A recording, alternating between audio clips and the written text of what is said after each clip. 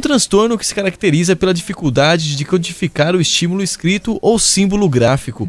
A dislexia compromete a capacidade de aprender a ler e escrever com correção e fluência e de compreender um texto. Ela é muito predominante em meninos. Então, se a gente tem, vamos supor, 10 crianças, 7 são meninos e 3 são meninas. Existem alguns estudos que dizem que a dislexia em meninas acomete o hemisfério direito, mas não tem nada comprovado.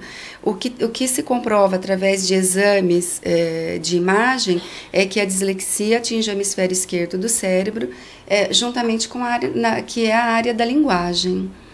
E ela traz assim, é difícil diagnosticar, você consegue dar esse diagnóstico quando a criança está na fase de alfabetização, que geralmente acontece dos 7 aos 10 anos de idade. Só que, às vezes, a criança ela já vem demonstrando traços de dislexia. Quando ela começa na área de aprendizagem, quando ela começa a ir para a escola, quando ela começa a ter problemas de identificar cores, formas, tamanhos, quando ela tem atraso na fala.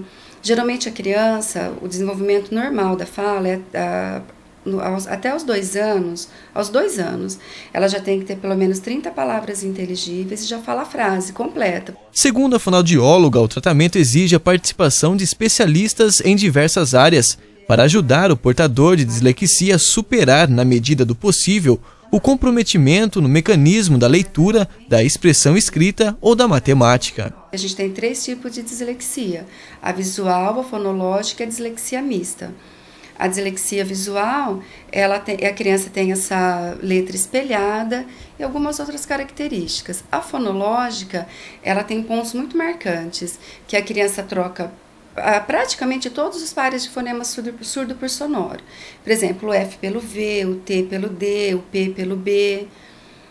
Só que na dislexia fonológica é muito fácil você trabalhar com a criança a alteração de fonema, ela pega muito rápido, mas é um traço característico.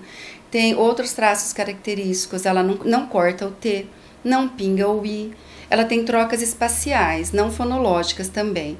Ela, por exemplo, ela troca o P pelo D, o Q pelo P, às vezes números, 12 pelo 21, em vez de ela escrever pra, ela escreve par, em vez de escrever sa, ela escreve as.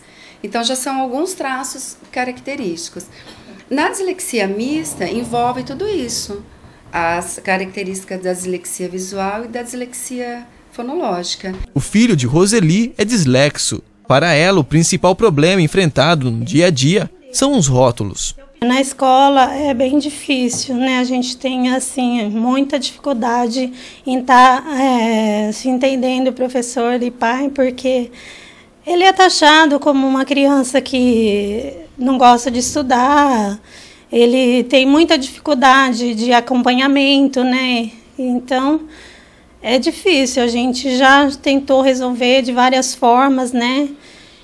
Mas até o momento hoje parece que a escola está entendendo um pouco melhor, mas foi difícil chegar até aqui. Não existe nenhuma criança que não queira aprender. Se ela não aprende, porque tem alguma dificuldade aí.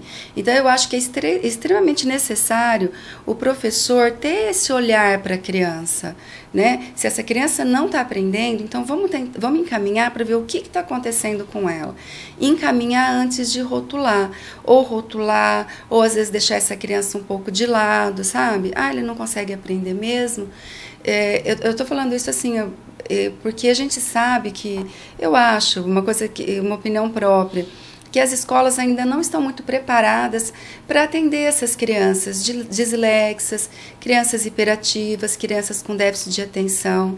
Apesar de existir a inclusão, a gente sabe que é difícil. Também para o professor, porque uma sala de aula com 30 e poucas crianças, ele teria que dar uma atenção especial para o dislexo, porque o dislexo, ele tem que ter uma atenção especial.